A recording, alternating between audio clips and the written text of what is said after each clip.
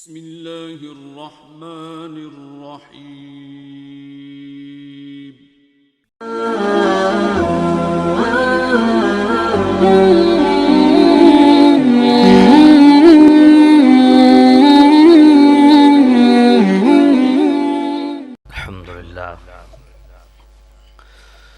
الحمد لله نحمده ونستعينه ونستغفره ونؤمن به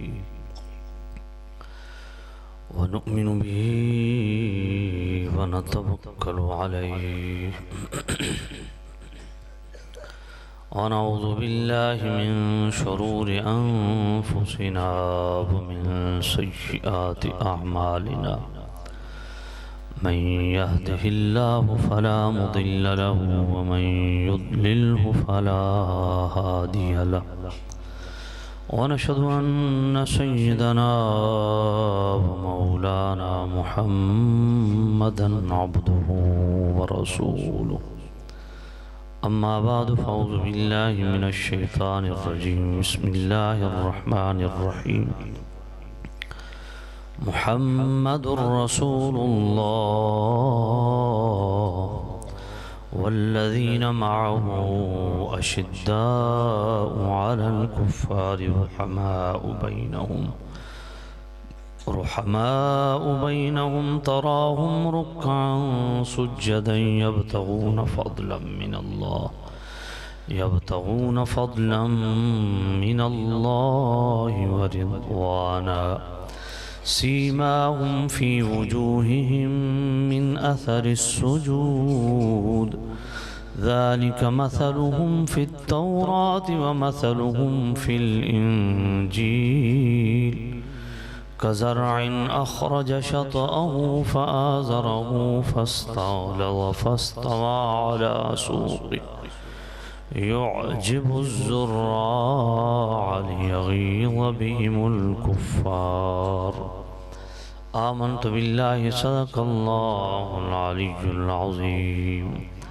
الصلاة والسلام عليك يا سيدي يا رسول الله. الصلاة والسلام عليك يا سيدي يا حبيب الله. الصلاة والسلام عليك يا سيدي يا خاتم النبيين وعلى آلك وأصحابك يا سيدي يا شفيع المذنبين. ماشاءاللہ تواڈے وچوں ایک بندے نے بھی درود السلام کوئی نہیں پڑھیا. وہ قبلہ شاہ صاحب ٹھیک فرما رہے سن کہ اس پنڈ دے ایک نمبردار نہیں تو سارے ہی نمبردار ہو. یار نبی پاک دی بارگاہ درود و سلام ہے تو ذرا تھوڑا بلند آواز نال پڑھو پتہ چلے حضور دے غلام بیٹھے. الصلاة والسلام عليك يا سيدي يا رسول الله. الصلاة والسلام عليك يا سيدي يا حبيب الله. الصلاة والسلام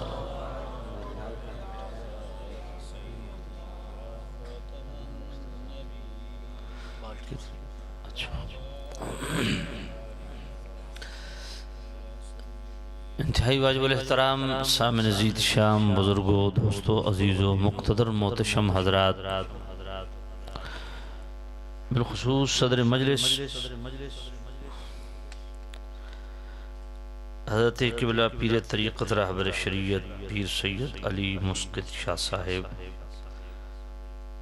دربار عالیہ چراغیہ والٹن شریف لاہور. اللہ تعالی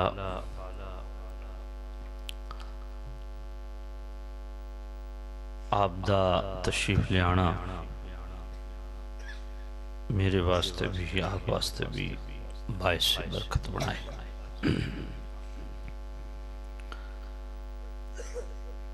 میرے انتہائی پیارے عزیز حضرت خطیب اہل سنت علامہ مولانا قاری محمد سعید احمد رضوی صاحب جو یہاں پہ خدمت دین کے حوالہ سے ایک عرصے سے مصروف عمل ہیں، اور یہ جان کے انتہائی خوشی ہوئی کہ ماشاءاللہ یہ اور ان کی اہلیہ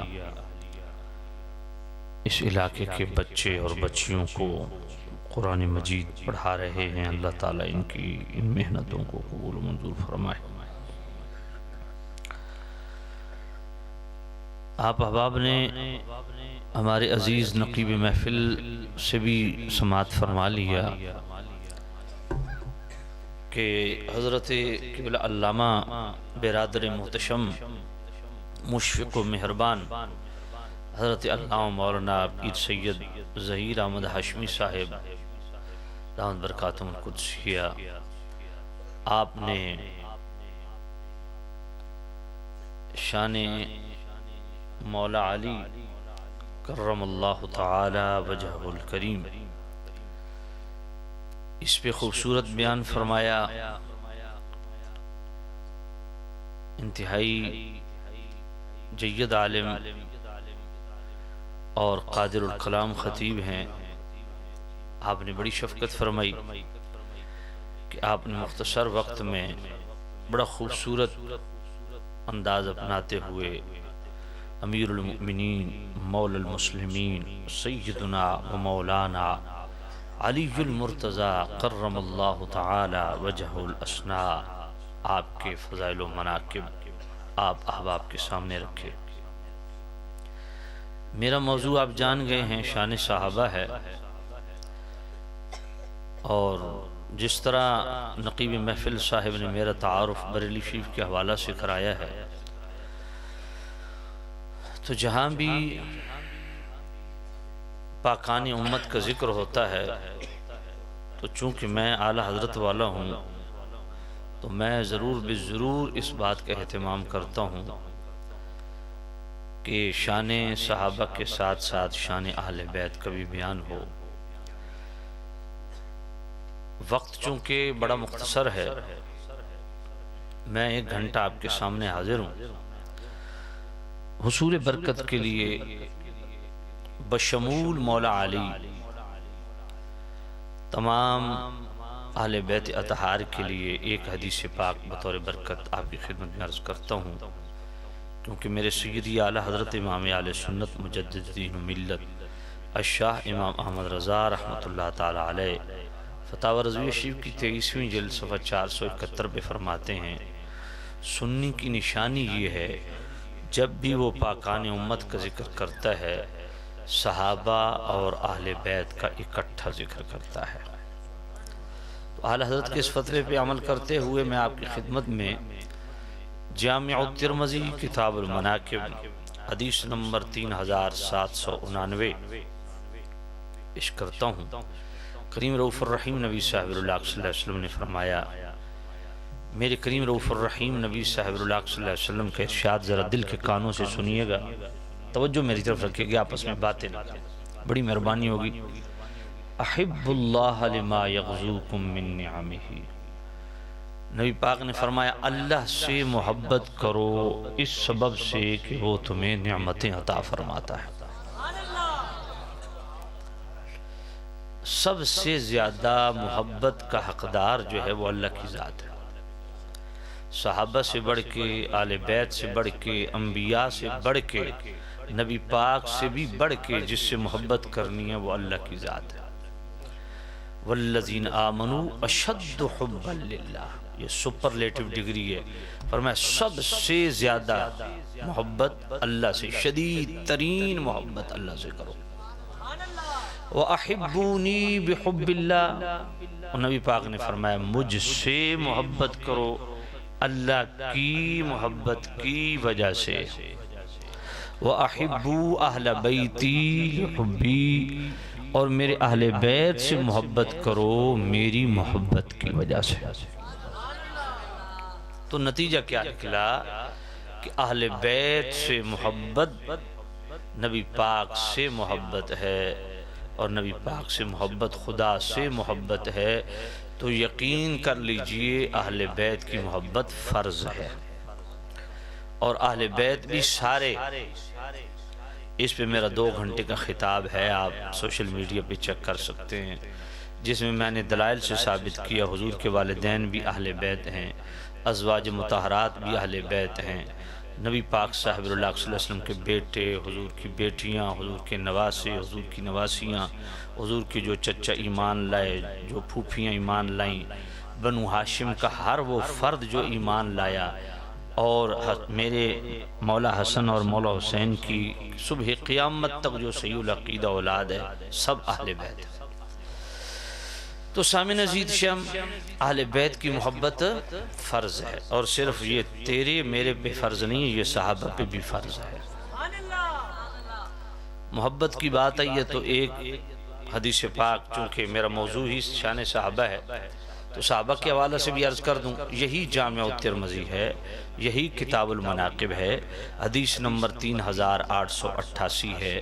کریم رؤوف الرحیم نبی صاحب اللہ صلی اللہ علیہ وسلم نے ارشاد فرمایا، اللہ اللہ فی اصحابی لا تتخذوهم غرضا بعدی فمن احبهم فبحبی احبهم ومن ابغضهم فببغضی ابغضهم ومن آذاهم فقد آذانی ومن آذانی فقد آذ اللہ ومن آذ اللہ فیوشک ان یأخذہ۔ میرے کریم رؤوف الرحیم نبی نے فرمایا، میرے غلاموں، میرے صحابہ کے معاملے میں اللہ سے ڈرنا۔ نبی پاک خبردار کر رہے ہیں امت کو کہ میرے صحابہ کے معاملے میں اللہ سے ڈرنا۔ لا تتخذوهم غرضا بعدی، ان کو اپنی غرضوں کا، طبیعتوں کا، تان و تشنیع کا نشانہ نہ بنانا۔ فمن احبہم فبحبی احبہم، فرمایا جس نے میرے صحابہ سے محبت کی ہے اس کی وجہ یہ ہے، بھئی توجہ کریں، آپ باتیں نہ کریں، جس نے صحابہ سے محبت کی ہے اس کی وجہ یہ ہے کہ اس کے دل میں مجھ محمد کا پیار ہے۔ وَمَنْ أَبْغَضَهُمْ فَبِبُغْضِي أَبْغَضَهُمْ، جس نے صحابہ سے بغض کیا، کسی بھی صحابی سے بغض رکھا، فرمایا اس نے مجھ خدا سے بغض رکھا، کیونکہ حضور کی محبت خدا کی محبت، تو جس نے صحابہ سے بغض کیا اس نے مجھ سے بغض کیا۔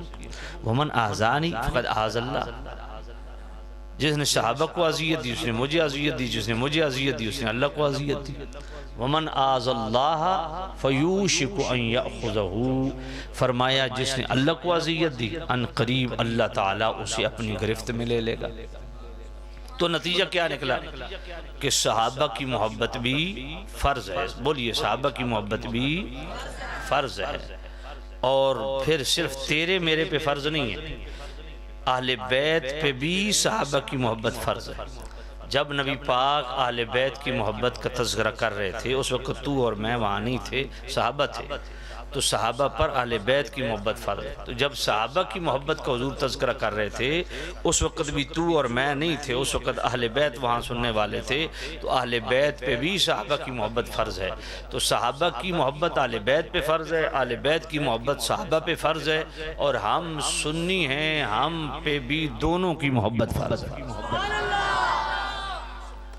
اس لیے صدر الشریعہ بدر الطریقہ مولانا امجد علی اعظمی رحمت اللہ علیہ صاحب بہار شریعت نے امامت کبری کا چیپٹر عقیدہ نمبر 17 فرمایا، کسی ایک صحابی سے بھی سوء عقیدت رکھنا، دل میلہ رکھنا، یہ بد مذہبی ہے، بے دینی ہے، گمراہی ہے، استحقاق جہنم ہے۔ خواہ وہ بندہ حضرت ابو بکر پاک، عمر پاک، عثمان پاک، علی پاک، دیگر تمام صحابہ سے محبت کا اظہار بھی کرے، سنی بھی کلوائے، مگر حضرت امیر معاویہ، حضرت ابو سفیان، حضرت واشی، حضرت مغیرہ بن شعبہ، حضرت عمر بن عاص، حضرت ہند، ان میں سے کسی ایک سے بھی اگر دل میں میل رکھتا ہے تو وہ پکا رافضی ہے، سنی نہیں۔ سنی کی نشانی یہ ہے کہ حضور کے ہر صحابی سے محبت کرے، اور جو صحابی کی محبت سے دل خالی ہے وہ جہنمی ہے۔ اور عقیدہ نمبر 17 میں فرمایا اہل بیت اطہار مقتدہ یعنی اہل سنت ہیں، اہل بیت سے بغض رکھنے والا مردود ہے، ملعون ہے۔ اس لیے دوستو ہم اہل سنت و جماعت دونوں طبقات سے، دونوں گروہوں سے الحمدللہ دل سے محبت رکھتے ہیں۔ نعرہ تکبیر، نعرہ رسالت، تاجدار ختم نبوت، تاجدار ختم نبوت، تاجدار ختم نبوت۔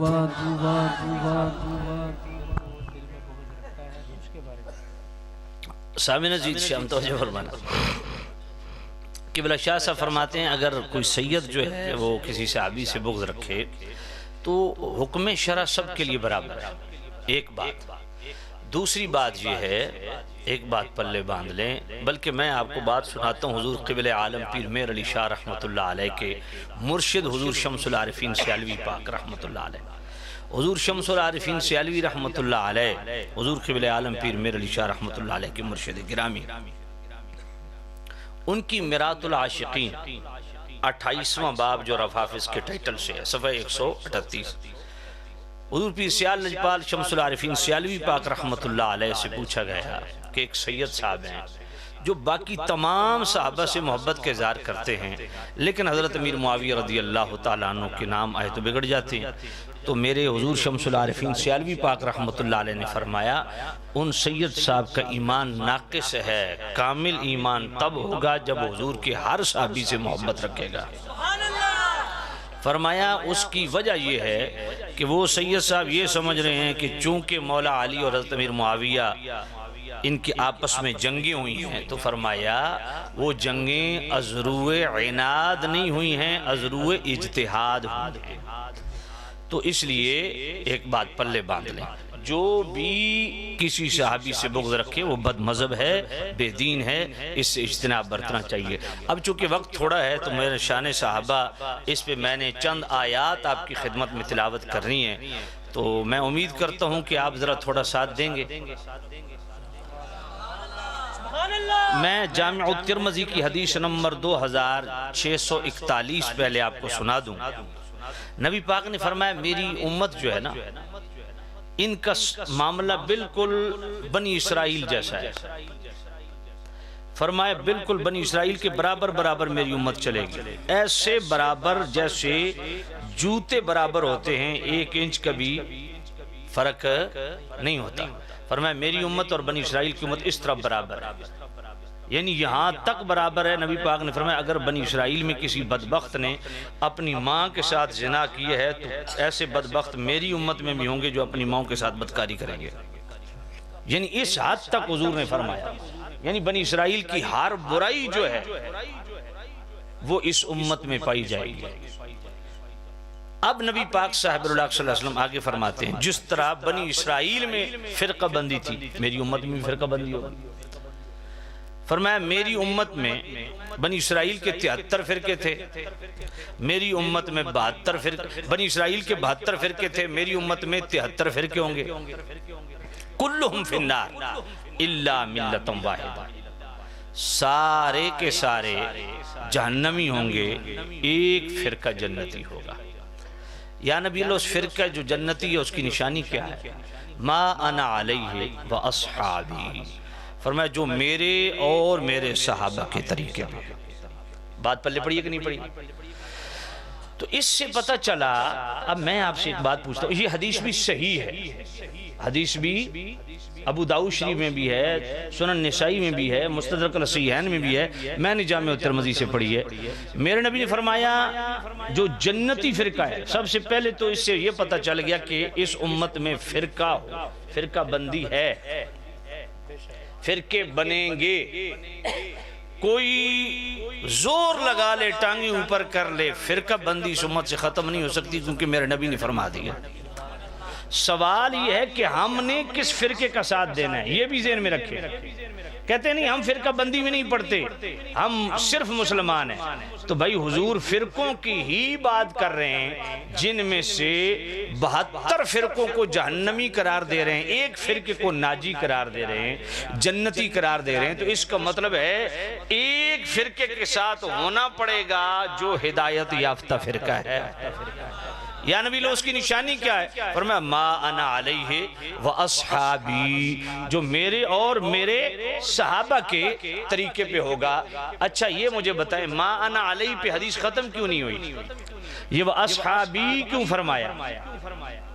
اس سے بالکل واضح پتہ چلتا ہے کہ نبی پاک کی اطاعت اور فرما برداری کے ساتھ ساتھ یہ اطاعت صحابہ کی بھی امت پر لازم ہے۔ اس پہ میں 3 آیتیں آپ کی خدمت میں عرض کرتا ہوں۔ پہلی آیت ذرا سنیے گا، سورہ توبہ کی آیت نمبر 100۔ والسابقون الأولون من المهاجرين والأنصار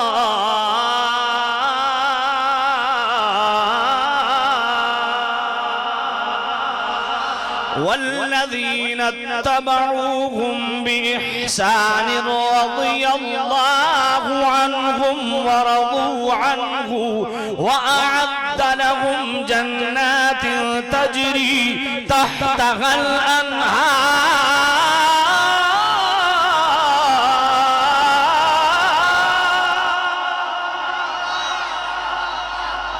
یہ سورہ توبہ ہے، آیت نمبر 100 ہے۔ اللہ فرماتا ہے جو سابقون الاولون، مہاجر و انصار صحابہ میں سے جو پہلے پہل ایمان لائے وہ، اور والذین اتبعوہم بإحسان، جو بعد میں آنے والے ان کی اتباع میں ایمان لائے۔ سادے انداز میں عرض کروں کہ ان کو سابقون الاولون کو بیچ میں رکھ کے ایمان لائے۔ اب سابقون الاولون میں تو اور بھی ہیں، 4 نمایاں نام لیتا ہوں۔ سیدنا صدیق اکبر پاک کو بیچ میں رکھ کے ایمان لائے، فاروق اعظم کو بیچ میں رکھ کے ایمان لائے، عثمان غنی کو بیچ میں رکھ کے ایمان لائے، حضرت مولا علی کو بیچ میں رکھ کے ایمان لائے۔ فرمایا وہ کون ہے؟ رضی اللہ عنہم ورضوا عنہ۔ یہ رضی اللہ عنہ کا ٹائٹل صرف سابقون الاولون کے لیے نہیں ہے، بلکہ سابقون الاولون کی جو اتباع کرنے والا ہے اس سے بھی اللہ راضی ہے۔ وَأَعَدَّ لَهُمْ جَنَّاتٍ تَجْرِي تَحْتَهَا الْأَنْهَارِ، اور فرمایا صحابہ بھی جو سابقون الاولون ہے، مہاجر و انصار صحابہ میں سے، اور جو ان کی اتباع میں ایمان لانے والا ہے اس کے لیے بھی ایک جنت نہیں، جنات۔ تو اس پہلی آیت سے کیا پتہ چلا کہ صحابہ کی اتباع بھی واجب ہے، جس طرح میں نے وہ حدیث پڑھی ہے۔ دوسری آیت سورہ بقرہ کی آیت نمبر 137، اللہ کا قرآن، فَإِنْ آمَنُوا بِمِثْلِ مَا آمَنْتُمْ بِهِ فَقَدِ اهْتَدَوْا۔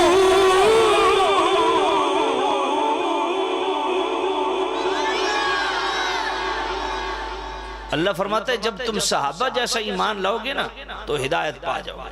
ہدایت اسی کا مقدر ہے جو صحابہ جیسا ایمان لائے۔ تو اس آیت سے بھی پتہ چلا کہ جو میرے نبی نے حدیث میں فرمایا کہ ناجی فرقہ، ہدایت یافتہ فرقہ، جنتی فرقہ کون سا ہے؟ میں ما انا علیہ و اصحابی، جو میرے اور میرے صحابہ کے طریقے پہ ہوگا۔ جس طرح اس حدیث سے صحابہ کی اتباع کا وجوب ثابت ہوا، اس کی تائید میں سورہ توبہ کی آیت نمبر 100 سے بھی یہی عقیدہ ملتا ہے، اور سورہ بقرہ کی آیت نمبر 137 سے بھی یہی عقیدہ ملتا ہے۔ آئیے سورۃ النساء کی آیت نمبر 115 پڑھنے لگا۔ وَمَن يُشَاقِقِ الرَّسُولَ مِن بَعْدِ مَا تَبَيَّنَ لَهُ الْهُدَى وَيَتَّبِعْ غَيْرَ سَبِيلِ الْمُؤْمِنِينَ نُوَلِّهِ مَا تَوَلَّى وَنُصْلِهِ جَهَنَّمَ وَسَاءَتْ مَصِيرًا۔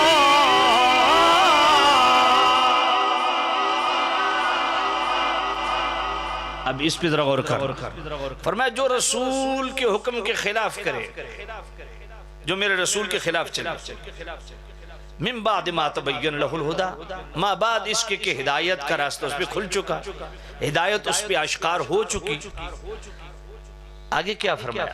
وَيَتَّبِعْ غَيْرَ سَبِيلِ الْمُؤْمِنِينَ، اور مؤمنین کے راستے سے جدا چلے۔ اب جب رسول اللہ کی مخالفت کی بات آ گئی تو پھر وَيَتَّبِعْ غَيْرَ سَبِيلِ الْمُؤْمِنِينَ کیوں فرمایا؟ تو مفسرین فرماتے ہیں اس کا مطلب بالکل واضح ہے کہ جس طرح میرے کریم رؤوف الرحیم نبی کی اتباع لازم ہے، صحابہ کی بھی اتباع لازم ہے۔ جس نے رسول اللہ کی مخالفت کی وہ صحابہ کا بھی مخالف ہے، جس نے صحابہ کی مخالفت کی وہ رسول اللہ کا بھی مخالف ہے۔ بات پلے پڑی، وَيَتَّبِعْ غَيْرَ سَبِيلِ الْمُؤْمِنِينَ نُوَلِّهِ مَا تَوَلَّى، اس کو اس کے حال پہ چھوڑ دیا جائے گا، وَنُصْلِهِ جہنم، بالآخر اس کا انجام کیا ہے؟ جہنم۔ بات پلے پڑی کہ نہیں پڑی؟ تو اس کا مطلب یہ ہے کہ جو صحابہ سے روگردانی کرے، صحابہ سے اعراض کرے، صحابہ کا بغض رکھے، صحابہ کی مخالفت کرے، وہ بھی کون ہے؟ جہنمی ہے۔ وَمَن يُشَاقِقِ الرَّسُولَ مِن بَعْدِ مَا تَبَيَّنَ لَهُ الْهُدَى، آگے ہونا چاہیے نُوَلِّهِ مَا تَوَلَّى، یہ بیچ میں کیا ہے؟ وَيَتَّبِعْ غَيْرَ سَبِيلِ الْمُؤْمِنِينَ۔ بات پلے پڑی؟ تو یہ تین آیات آپ کی خدمت میں رکھی ہیں کہ جس طرح میرے نبی کی اتباع لازم ہے، اسی طرح صحابہ کی اتباع بھی لازم ہے، صحابہ کی اتباع بھی۔ آپ ذرا توجہ کیجئے گا، آپ موبائل کے ساتھ لگے ہوئے ہیں، میں ذرا قرآن پڑھ رہا ہوں، اس پہ توجہ کیجئے گا۔ تو سامع عزیز شاہ، اگلی بات سنیے، تمام صحابہ پاک ہیں، جس طرح اہل بیت پاک ہیں اسی طرح صحابہ۔ اچھا میں اہل بیت کی طہارت پہ آیت پڑھ دوں، پھر صحابہ کی طہارت پہ میں نے 7 آیات پڑھنی ہے، دونوں گھروں کی حاضری ہو جائے گی۔ سورہ احزاب آیت نمبر 33 اللہ کا قرآن، وَقَرْنَ فِي بُيُوتِكُنَّ وَلَا تَبَرَّجْنَ تَبَرُّجَ الْجَاهِلِيَّةِ الْأُولَى وَأَقِمْنَ الصَّلَاةَ وَآتِينَ الزَّكَاةَ وَأَطِعْنَ اللَّهَ وَرَسُولَهُ إِنَّمَا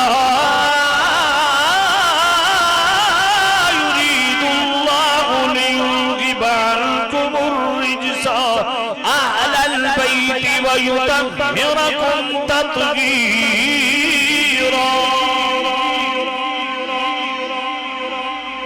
اب یہ آیے تطہیر آپ سنتے رہتے ہیں، سورہ احزاب کی آیت نمبر 33 ہے، جس میں اللہ نے آل بیت کی طہارت کو بیان فرمایا۔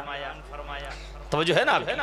تو جس طرح سورہ احزاب کی آیت نمبر 33 بہت معروف ہے، بچے بچے کو آتی ہے، جس طرح آیت نمبر 33 سورہ احزاب میں آل بیت کی طہارت جن لفظوں سے بیان ہوئی، انہی لفظوں انہی صیغوں کے ساتھ اللہ نے سورہ مائدہ کی آیت نمبر 6 میں صحابہ کی طہارت کو بھی بیان کیا۔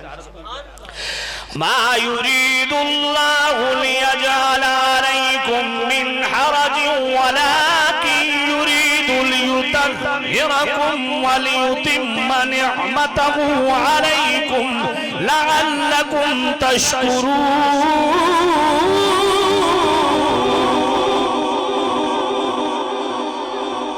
اللہ فرماتا ہے میرے نبی کے صحابہ، اللہ تعالیٰ تم پر تنگی کو پسند نہیں کرتا، وَلَكِنْ يُرِيدُ لِيُطَهِّرَكُمْ، اللہ تعالیٰ تمہارے لیے طہارت کا ارادہ فرماتا ہے۔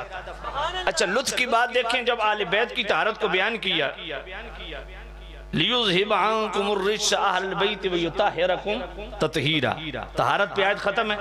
لیکن سورہ مائدہ کی آیت نمبر 6 جہاں صحابہ کی طہارت کو بیان کیا، وَلَكِنْ يُرِيدُ لِيُطَهِّرَكُمْ پہ طہارت پہ آیت ختم نہیں کی، مزید اگلا ٹائٹل کیا بیان کیا؟ وَلِيُتِمَّ نِعْمَتَهُ عَلَيْكُمْ، اے میرے نبی کے صحابہ، اللہ تعالیٰ تمہارے لیے طہارت کا بھی ارادہ فرماتا ہے اور اپنی نعمتوں کو تم پر تمام فرمانے کا بھی ارادہ فرماتا ہے۔ آئیے سورہ توبہ کی آیت نمبر 103 پڑھنے لگا ہوں۔ یہ سورہ مائدہ کی آیت نمبر 6 سے تو شاید کوئی یہ بہانہ بنائے گا کہ یہاں تو وضو کی بات ہے جی، میں نے کہا آؤ جناب سورہ توبہ آیت نمبر 103 اللہ کا قرآن، خُذْ مِنْ أَمْوَالِهِمْ صَدَقَةً تُطَهِّرُهُمْ وَتُزَكِّيهِمْ بِهَا وَصَلِّ عَلَيْهِمْ صلاتک سکن لہم۔ اے میرے محبوب نبی، آپ اپنے صحابہ سے صدقات وصول کیجئے اور ان کو طہارت بخشیے اور تزکیہ فرمائیے، تو طاہرہم وتزکیہم، ان کو طہارت بھی عطا فرمائیے، تزکیہ بھی عطا فرمائیے، ستھرا بھی فرمائیے اور پاکیزہ بھی فرمائیے۔ اب بتائیے یہاں کون سا غسل ہے، یہاں کون سے وضو کی بات ہے؟ اچھا میرے نبی نے کوئی حوض بنایا ہوا تھا کہ صحابی کو ڈبکی لگائی اور وہ پاک ہو گیا؟ بات پھلے پڑی ہے کہ نہیں پڑی؟ تو نبی پاک نے اپنی پاکیزہ نگاہوں سے ان کو پاک فرمایا۔ اب مزید اگلی بات سننا، سورہ آل عمران کی آیت نمبر 195 پڑھ دوں؟ محبت سے کہ سبحان اللہ۔ ما كان الله ليذر المؤمنين على ما أنتم عليه حتى يميز الخبيث من الطيب وما كان الله ليطلعكم على الغيب ولكن الله يجتبي من رسله من يشاء۔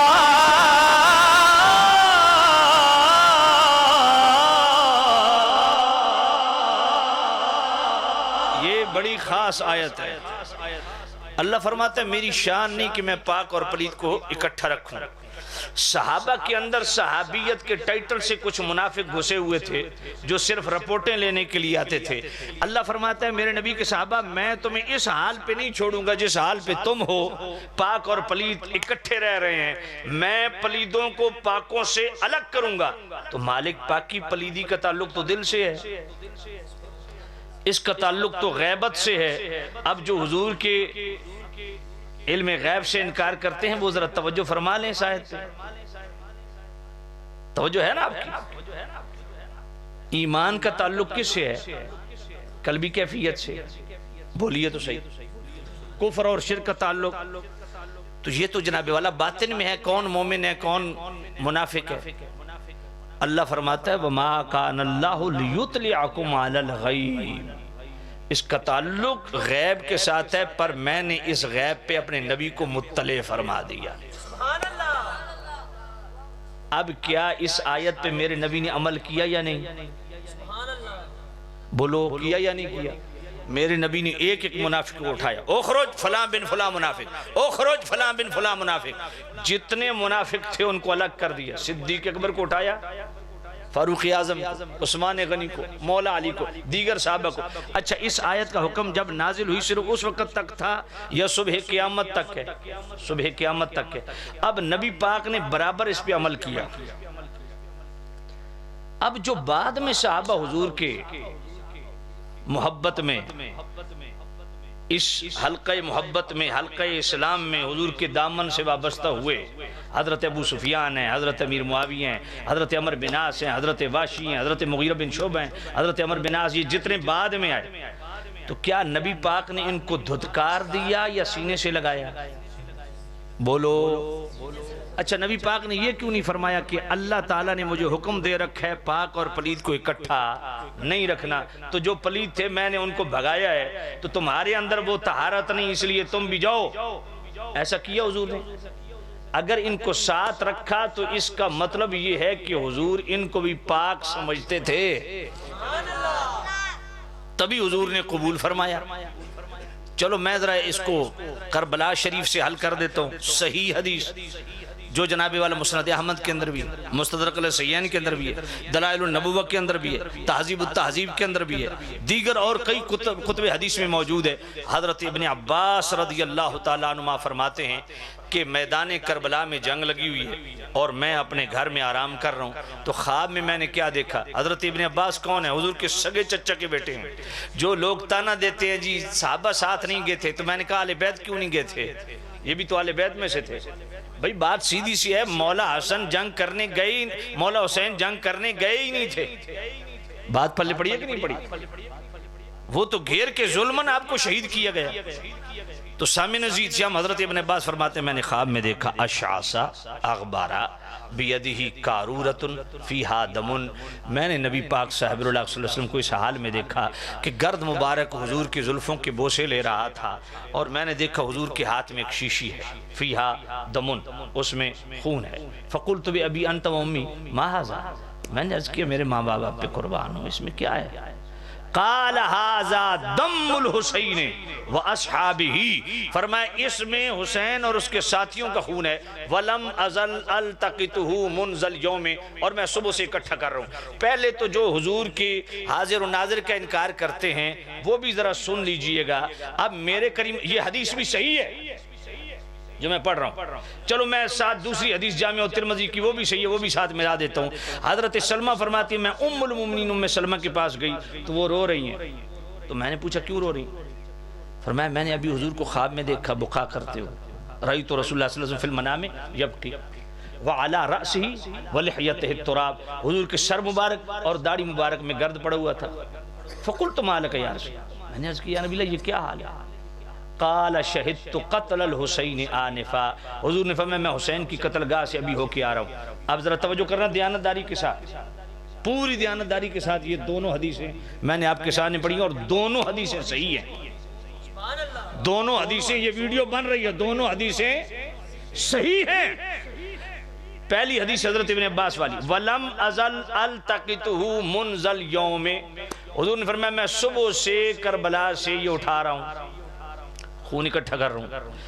ایک تو بات پتہ چل گئی کہ کربلا میں نبی پاک اپنے نواسے کے ساتھ تھے، یزید کے ساتھ نہیں تھے، تو جو یزید کو امیر المومنین کہہ رہے ہیں وہ اپنے ایمان کی فکر کریں۔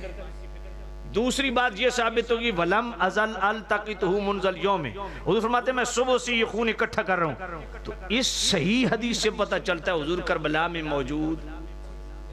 اچھا جو دوسری صحیح حدیث میں نے آپ کی خدمت میں عرض کی، شہدت قتل الحسین آنفا، اس کے آخری الفاظ کیا ہیں کہ میں حسین کی قتل گاہ سے ہو کے آ رہا ہوں، تو دونوں صحیح حدیثوں سے پتہ چلا حضور کربلا میں موجود ہیں۔ وہ گل سمجھ کوئی نہیں آئی، وہ گل پلے پہ یہ کہ نہیں؟ اب اس سے پتہ چلا حاضر و ناظر کا عقیدہ اہل سنت، پوچھئے نا ہم سے پوچھئے کہ اس کی ڈیفینیشن کیا ہے؟ ہماری جناب والا حاضر و ناظر کے متعلق عقیدہ یہ ہے نبی پاک اپنے جسم اقدس کے ساتھ اپنی قبر انور کے اندر موجود ہیں، مگر کہیں آنا جانا چاہیں تو پابندی بھی۔ اب بتائیے حضور گنبد خضرا میں ہیں تو کربلا میں دو صحیح حدیثوں سے ثابت ہو گیا کہ حضور وہاں بھی موجود ہیں، تو بتاؤ حاضر ناظر کے سینگ ہوتے ہیں؟ ایک تو یہ عقیدہ مل گیا، اور دوسرا یہ بھی ماننا پڑے گا کہ حضور کو گنبد خضرا میں پتہ چل گیا کہ میرا نواسہ کربلا میں موجود ہے، علم غیب بھی پتہ چل گیا، اور جب وہاں تشریف لے گئے تو حیات النبی کا عقیدہ بھی مل گیا۔ یعنی ان دو صحیح حدیثوں سے تین عقیدے اہل سنت کے ثابت ہو گئے، حضور کا علم غیب بھی ثابت ہو گیا، حضور کا حاضر و ناظر ہونا بھی ثابت ہو گیا، حضور کی بے مثل حیات بھی ثابت ہو گئی۔ اب ذرا اس دوسرا پہلو ان دو حدیثوں کا کیا، بلکہ پہلی والی حدیث کا، میرے نبی نے فرمایا، پوچھا گیا نبی علیہ شیشی میں کیا ہے؟ ھذا دم الحسین و اصحابہ، فرمایا اس میں حسین و اصحابہ اور اس حسین کے ساتھیوں کا خون ہے۔ میں پوچھنا چاہتا ہوں کہ آل بیت کے افراد کتنے کربلا میں شہید ہوئے تھے؟ 19، 22، 21 مختلف روایات، اور 24 صحابہ تھے کربلا میں جو شہید ہوئے، باقی صحابہ کی اولادیں تھیں، ایسا ہی ہے۔ تو بھائی مجھے ایک بات بتاؤ، شیشیاں دو ہونی چاہیے، آل بیت کے لیے شیشی الگ ہو، صحابہ کے خون کے لیے شیشی الگ ہو، ایک ہی شیشی میں حضور دو خون اکٹھے کیوں کر رہے ہیں؟ بات پلے پڑی کہ نہیں؟ میں نے آپ کو نہیں کہنا کہ سبحان اللہ کہو، مجھے سمجھ آ گئی ہے، بس آپ چپ کر کے تقریر سنیں، صرف تائید کر دیں، مجھے یہ بتائیں کہ بھئی خون دو ہیں، صحابہ کا خون الگ ہے، آل بیت کا خون، تو شیشیاں دو کیوں نہیں ہیں؟ اب نبی پاک صاحب اللہ صلی اللہ علیہ وسلم کے سامنے قرآن ہے، ما کان اللہ لیذر المؤمنین علی ما انتم علیہ حتی یمیز الخبیث من الطیب، اللہ پاک اور پلید کو اکٹھا تو نبی پاک نے شاید پہ کربلا میں بھی عمل کیا یا نہیں؟ تو دونوں خون ایک ہی شیشی میں اکٹھے کر کے بتا دیا کہ اہل بیت کا خون بھی پاک ہے، میرے صحابہ کا خون بھی پاک ہے۔ اب آئیے جناب والا سورۃ الحجرات کی آیت نمبر 8 پڑھنے لگا ہوں۔ وَقَرَّغَ إِلَيْكُمُ الْكُفْرَ وَالْفُسُوقَ وَالْعِصْيَانَ أُولَئِكَ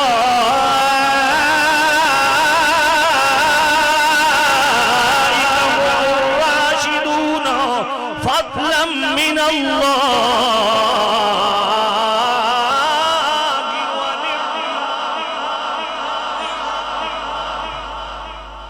اللہ نبی پاک کے صحابہ کی شان کن الفاظ میں بیان کر رہا ہے؟ وَقَرَّهَ إِلَيْكُمُ الْكُفْرَ، فرمایا میرے نبی کے صحابہ کفر سے بھی نفرت کرتے ہیں، وَالْعِصْيَانَ حکم عدولی سے بھی نفرت کرتے ہیں، وَقَرَّهَ إِلَيْكُمُ الْكُفْرَ وَالْفُسُوقَ حکم عدولی سے بھی نفرت کرتے ہیں، وَالْعِصْيَانَ گناہ سے بھی نفرت کرتے ہیں، أُولَئِكَ هُمُ الرَّاشِدُونَ۔ یہ پچھلے اسمبلی میں بل ایک پاس ہوا تھا تو کالے جبے پہن کے لوگ آ گئے، پریس کانفرنسیں کی، ہم جی یہ جو خلفائے ثلاثہ ہیں نا ان کو خلیفہ تو مانتے ہیں، راشد نہیں مانتے، تم کہتے خلفائے راشدین۔ میں نے کہا تو 3 کو راشد نہیں مانتا؟ سورۃ الحجرات کی آیت نمبر 8 میں اللہ فرماتا اولئک هم الراشدون، حضور کے سارے صحابہ راشد ہیں، سبحان اللہ، فضلا من اللہ، ان پہ اللہ کا فضل ہے اور اللہ کی رحمت ہے۔ اچھا یہ بھی ثابت ہو گیا، اب ایک اور چیز ثابت کر دوں، جو صحابہ کا جو گستاخ ہے وہ کون ہے؟ آئیے سورہ فتح آیت نمبر 29، سبحان اللہ، محمد رسول اللہ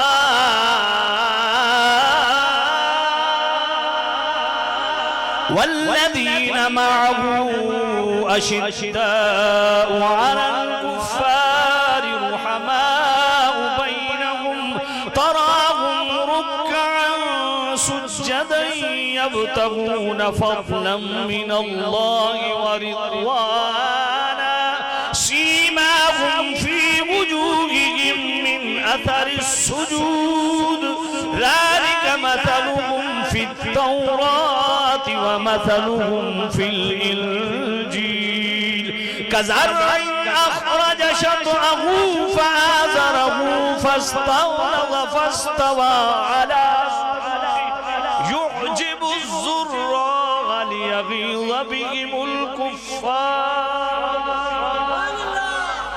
اب یہ سورہ فتح ہے، آیت نمبر 29 ہے، نبی پاک کی رسالت کا بیان کیا، پھر صحابہ کی عظمت و شان کو بیان کیا، ان کے تذکروں کو بیان کیا، ذالک مثلہم فی التوراۃ و مثلہم فی الانجیل، فرمایا میرے نبی کے صحابہ کے صرف قرآن میں ذکر نہیں، تورات و انجیل میں بھی ان کی مثالیں موجود ہیں، ان کے پرخلوص سجدوں کا ذکر کیا، کرتے کرتے آخر میں یعجب الزراع،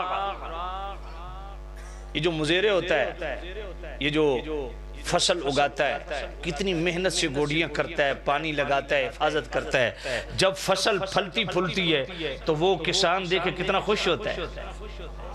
یعجب الزراع، فرمایا میرے نبی تو نے جو محنت کی ہے، یہ صحابہ کا باغ لگایا ہے، جب یہ اپنے عروج میں پہنچا تو اس کو دیکھ کے آپ کا دل ٹھنڈا ہوتا ہے، لیغیظ بہم الکفار، لیکن کفار ان سے جلتے ہیں۔ اس کا مطلب ہے صحابی سے جلنے والا مسلمان نہیں ہو سکتا، یہ قرآن کی نص سے ثابت ہوا ہے۔ اچھا اس کی تائید میں سورہ بقرہ کی آیت نمبر 13 بھی پڑھ دوں، وَإِذَا قِيلَ لَهُمْ آمِنُوا كَمَا آمَنَ النَّاسُ قَالُوا أَنُؤْمِنُ كَمَا آمَنَ السُّفَهَاءُ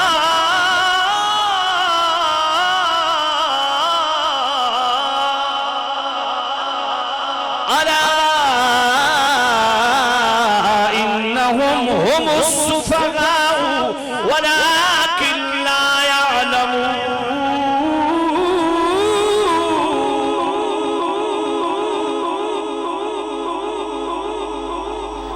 اب یہ سورہ بقرہ ہے، آیت نمبر 13 ہے، وَإِذَا قِيلَ لَهُمْ آمِنُوا، کما آمن الناس. اللہ فرماتا ہے جب انہیں کہا جائے نا ایسا ایمان لاؤ جیسے صحابہ لائے، ایسا ایمان لاؤ جیسے صحابہ لائے.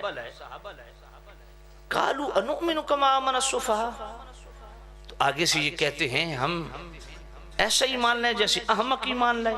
العیاذ باللہ، استغفر اللہ ثم استغفر اللہ. ہم ایسا ایمان لائے جیسے احمق لائے. الا انہم هم السفہاء ولکن لا یعلمون. اللہ فرماتا ہے کہ یہ خود احمق ہیں جو صحابہ کے متعلق یہ بات کر رہے ہیں. بات پلے پڑ گئی. اچھا، اس آیت سے ثابت کیا ہوا کہ مشرکین مکہ نے نبی پاک کے صحابہ کے لیے احمق کے لفظ استعمال کیے، تو اللہ نے بھی ان کے لیے احمق کے لفظ استعمال کیے. تو اس آیت سے پتہ چلا جو صحابہ کے متعلق جس طرح کا عقیدہ رکھتا ہے، بولی بولتا ہے، میرا مالک اسی طرح ان کے ساتھ بھی پیش آتا ہے.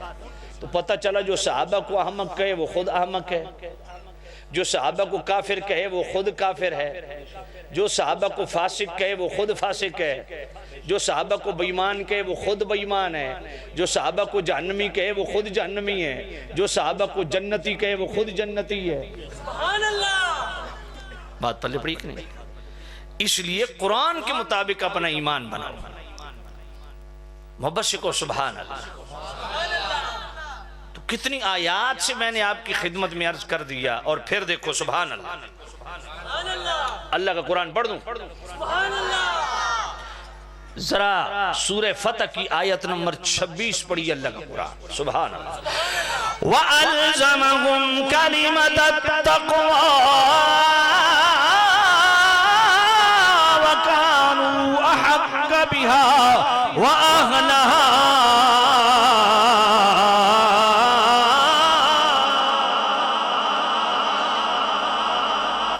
کریم رب فرماتا ہے میرے محبوب نبی ہو صحابی اور متقین ہو، فرمایا صحابہ کے ساتھ ہم نے تقوی کو لازم کر دیا ہے. تو ہر صحابی پاک ہے. کتنی آیات ہو گئیں؟ آئیے اگر آپ اجازت دیں تو میں سورہ جمعہ کی آیت نمبر 2 اور 3 بھی پڑھ دیتا ہوں. ویسے یہی مفہوم سورہ بقرہ کی آیت نمبر 129 میں بھی ہے، آیت نمبر 151 میں بھی ہے، سورہ آل عمران کی آیت نمبر 165 میں بھی ہے، اور جنابی والا سورہ جمعہ کی آیت نمبر 2 اور 3 میں بھی ہے. ذرا اللہ کا قرآن سنیے. هو الذي بعث في الأمين رسولا منهم يتلو عليهم آياته ويزكيهم ويعلمهم الكتاب والحكمة وإن كانوا من قبل لفي ضلال مبين.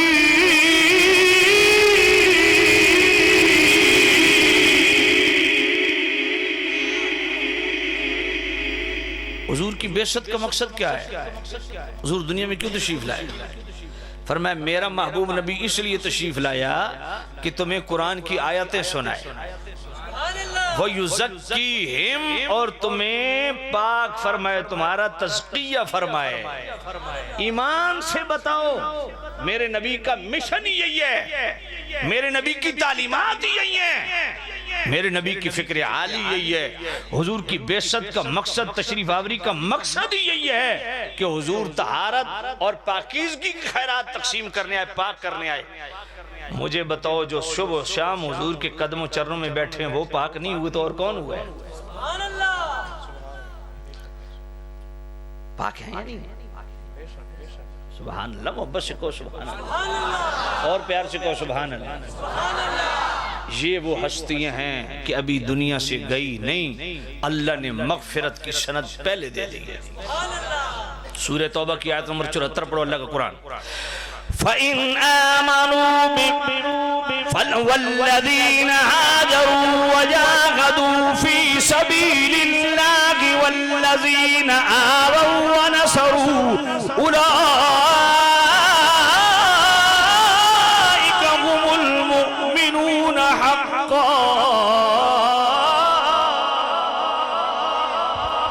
نعرہ تکبیر، نعرہ رسالت، نعرہ حیدری، نعرہ تحقیق، تاجدار ختم نبوت، دونوں ہاتھ اٹھا کے تاجدار ختم نبوت، تاجدار ختم نبوت، لبیک لبیک لبیک یا رسول اللہ، لبیک لبیک لبیک یا رسول اللہ۔ سبحان سبحان۔ ذرا توجہ فرمائیے، اللہ نے قرآن مجید میں صحابہ کے دو گروہوں کو ڈسکس فرمایا۔ فرمایا وہ جو جنہوں نے اللہ کے راستے میں ہجرت کی، وجاہدوا فی سبیل اللہ، اور اللہ کے راستے میں جہاد کیا، اللہ کے راستے میں۔ اچھا یہ بھی آپ سن لیں، بعض نے ہجرت کی، بعض ہجرت کی اس شرف سے مشرف نہ ہوئے مگر جہاد کیا، دونوں کے لیے قرآن کی آیت ہے۔ فرمایا جنہوں نے ہجرت کی وہ بھی، جنہوں نے جہاد کیے وہ بھی، اور والذین آووا ونصروا، جنہوں نے ان کی مدد و نصرت کی، انصار صحابہ، دونوں گروہوں کو اکٹھا کر کے فرمایا اولئک ھم المؤمنون حقا، یہ دونوں حقیقی مومن ہیں، لہم مغفرہ، ابھی دنیا سے گئے نہیں، میں مغفرت پہلے ہی کر چکا۔ پھر اللہ کا قرآن، سبحان اللہ، 1400 صحابہ کے لیے تو کیا کمال آیا تھا، سبحان اللہ۔ لقد رضي الله عن المؤمنين إذ يبايعونك تحت الشجرة فعلم ما في قلوبهم فأنزل السكينة عليهم۔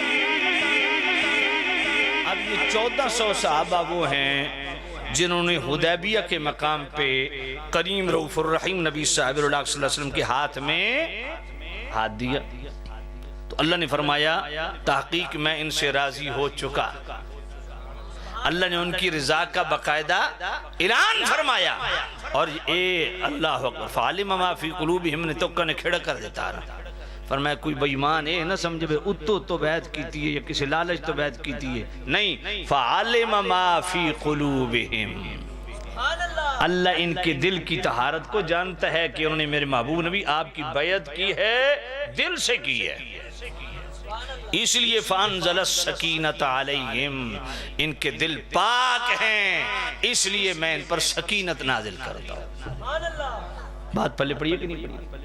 تو سامع عزیز شام، صحابہ کبار رضوان اللہ علیہم اجمعین کی ایک تو پہلو یہ ہے، دوسرا پہلو یہ بھی ہے، پھر میں وہی حدیث آپ کو یاد دلاتا ہوں جو میرے نبی نے فرمایا میری امت میں 73 فرقے ہوں گے، سب جہنمی، ایک جنتی۔ اس کی نشانی کیا؟ ما انا علیہ و اصحابی۔ اچھا یہاں بھی ڈنڈی ماری جاتی ہے، چونکہ میرا موضوع ہی شان صحابہ ہے، لیکن ضمناً یہ میں اس دور میں ضروری سمجھتا ہوں، اور میری عادت ہے میں لازماً ہر محفل میں یہ ضرور کہتا ہوں، ہر خطیب کو یہ کرنا چاہیے، کیونکہ فتنے بہت زیادہ جو ہے وہ پھوٹ پڑے ہیں۔ جس طرح یہاں صحابہ کے متعلق فرمایا نا کہ ہدایت یافتہ وہ ہے ما انا علیہ و اصحابی، جو میرے اور میرے صحابہ کے دل۔ اسی طرح دوسری حدیث جو غدیر خم والی ہے، جس میں میرے کریم رؤوف الرحیم نبی صاحب اللہ صلی اللہ علیہ وسلم نے غدیر خم کے مقام پہ فاخذ بید علی، مولا علی کا ہاتھ کھڑا کیا، اور میں من کنت مولا ہو فہذا علی مولا ہو، جس کا میں مولا اس کا علی مولا۔ تو اس کو فرمانے سے پہلے کیا فرمایا؟ حل تعلمون انی اولا بالمؤمنین انفسهم، حل تشہدون انی اولا بالمؤمنین انفسهم، فرمایا کیا تم یہ گواہی دیتے ہو کہ میں تمہاری جانوں سے بھی زیادہ تم پر حق رکھتا ہوں؟ بات پلی پڑی کہ نہیں؟ یا رسول اللہ بالکل گواہی دیتے ہیں۔ تو وہاں حضور نے فرمایا میں تم میں 2 وزنی چیزیں چھوڑے جا رہا ہوں، لن تضلوا ان اتبعتموہما، جب تک تم ان کو مضبوطی سے تھامے رکھو گے کبھی گمراہ نہیں ہوگے، ایک اللہ کی کتاب، دوسرا میری اولاد۔ بات پلے پڑی ہے کہ نہیں پڑی؟ تو کتاب اور اولاد کو اکٹھا کیوں بیان کیا؟ کیونکہ جو حضور کی سچی اولاد ہے وہ کبھی کتاب سے جدا نہیں ہو سکتی، اور کتاب کے ساتھ مطلب یہ نہیں ہے کہ قرآن مجید، اب قبلہ حضور شاہ جی بیٹھے ہیں، چونکہ مجھے ابتداً تعارف نہیں تھا، اس کی بھی معذرت کرتا ہوں، تو ہن شاہ جی کوئی جناب والا اپنے جھولی قرآن رکھ کے نہیں بیٹھے بھئی چونکہ حضور نے فرمایا تو میں قرآن نال چاہیے پھرنا مطلب یہ نہیں ہے۔ مطلب یہ ہے کہ عامی لوگوں سے زیادہ سادات کو، اہل بیت کو چاہیے کہ وہ قرآن مجید کا اتباع کریں۔ بات پلے پڑی کہ نہیں؟ تو اس طرح ان کو اکٹھا بیان فرمایا جب تک ان کو مضبوطی سے تھامے رکھو گے کبھی گمراہ نہیں ہوگے۔ تو بھئی 3 چیزیں آ گئیں۔